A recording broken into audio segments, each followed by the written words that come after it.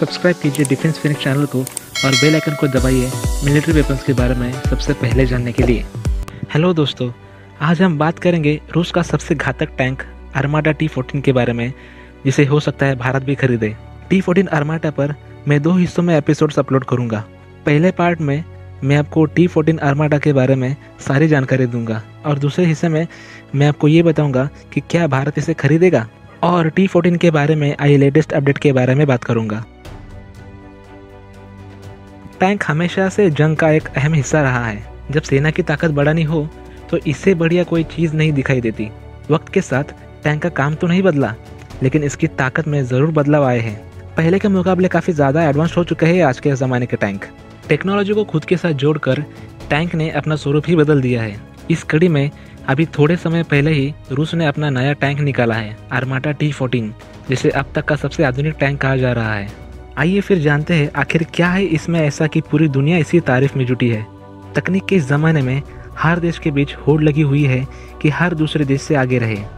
कहा जा रहा है कि इस टैंक को बनाकर रूस ने सबको पछाड़ दिया है। आर्माडा टैंक पूरी तरह से डिजिटल टेक्नोलॉजी पर ही काम करता है। दिखने में तो ये हर दूसरे टैंक की तरह है, लेकिन इसके अंदर बसी है इसकी असली ताकत। आर्माडा T-14 के आगे और पीछे दोनों ही तरफ हाई डेफिनेशन कैमरे लगे हुए हैं। इन कैमरों की मदद से यह हर और देख सकता है और तैयार हो सकता है दुश्मन के किसी भी हमले के लिए।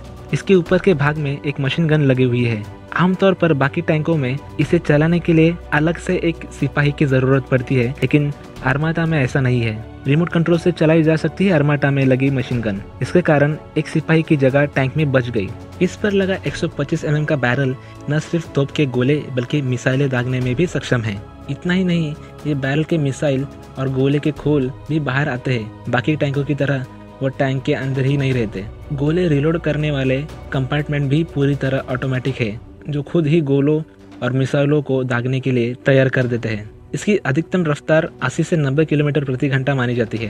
कहते हैं ये 5000 मीटर दूर से ही खतरे को जान लेता है और 8000 मीटर दूर के टारगेट को भेज सकता है। यही कारण है इसे घातक मानने का। T-14 टैंक को बस उसकी मारक क्षमता के बलबूते पर ही नहीं देखा जा सकता। यह टैंक उम्मीदों से भी आगे की सोच के साथ बना है। इसका छिपा हथियार है इसका एक्टिव प्रोटेक्शन सिस्टम। सीधे शब्दों में कहा जाए तो इस टैंक में इतना दम है कि यह खुद को दुश्मन की मिसाइलों से बचा सकता है। ये सिस्टम कुछ इस तरह से काम करता है कि जब कोई इस पर मिसाइल दागता है तो यह उसके आने से पहले ही उसे अपनी मिसाइल से खत्म कर देता है। T-14 टैंक की खूबियाँ इतनी है कि खत्म ही नहीं होती। जब से जंग में मॉडर्न डे टेक्नोलॉजी का इस्तेमाल होने लगा है, तब से जंग रातों में भी जारी रहती है। आज जंग में इस्तेमाल होने वाली टेक्नोलॉजी जैसे इंफ्रारेड और नाइट विजन से कोई भी रात में अपने टारगेट को बड़ी ही आसानी से देख सकता है। आज हर बड़े देश की सेना के पास उपलब्ध है यह टेक्नोलॉजी। इस बात को ध्यान में रखते हुए ही रूस ने इस टैंक में रात में गायब होने का फीचर भी डाला। इसे क्लॉकिंग के नाम से भी जाना जाता है, यानी गायब हो जाना। अमेरिका जैसे देश के पास कई ऐसे मिसाइलें हैं जो इंफ्रारेड तकनीक के जरिए अपने टारगेट पर करती है वार। इसलिए रूस ने T-14 को ऐसा बना दिया है कि इंफ्रारेड के इस्तेमाल के बाद भी दुश्मन इसे देख नहीं पाएगा। अपने क्लॉकिंग मेथड के जरिए ये खुद को एकदम से गायब कर लेगा, जिसके बाद कोई भी मिसाइल रात में इसे अपना निशाना नहीं बना पाएगी। इस क्लॉकिंग के लिए रूस ने खास मंतिया नाम की एक तकनीक खोज निकाली है। यह पूरी तरह से टैंक को कवर कर लेती है, जिससे न नाइट विजन और न ही इंफ्रारेड कुछ भी इस पर काम नहीं करता। हालांकि यह एग्जॉस्ट पाइप को पूरी तरह कवर नहीं कर पाती, पर यह कोई दिक्कत की बात नहीं है। एग्जॉस्ट का थोड़ा सा ही हिस्सा बाहर दिखता है, जिस पर कोई निशाना नहीं साध सकता। ये मंतिया सिस्टम इंफ्रारेड तरंगों को खुद पर लगने से बचाता है और उन्हें धुंधला कर देता है, ताकि टारगेट का अंदाजा नहीं लगाया जा सके। इसके साथ टैंक की रफ्तार थोड़ी धीमी कर दी जाती है, ताकि इससे निकलने वाला धुआं भी नजर में न आ सके। रात के काले अंधेरे में ये कब गायब होकर वार करेगा कोई नहीं जान सकता। दिन की धूप में ये जितना खतरनाक है, उतना ही ये रात में भी है।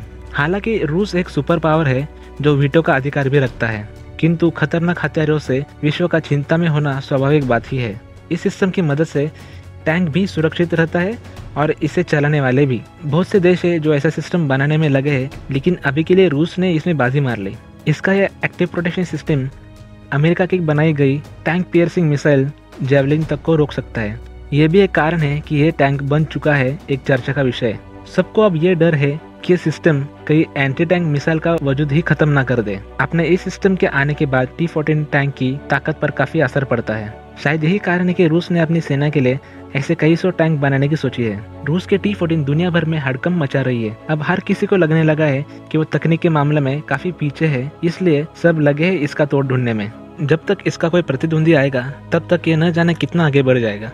तो आप भी दीजिए अपनी राय इसके बारे में, क्या आपको भी लगा ये खतरनाक? इस वीडियो के दूसरे भाग को देखना ना भूले, जिसमें मैं आपको बताऊंगा कि क्या भारत इसे खरीदेगा, और साथ ही में मैं आपको T-14 आर्माटा पे आई लेटेस्ट अपडेट के बारे में भी बताऊंगा।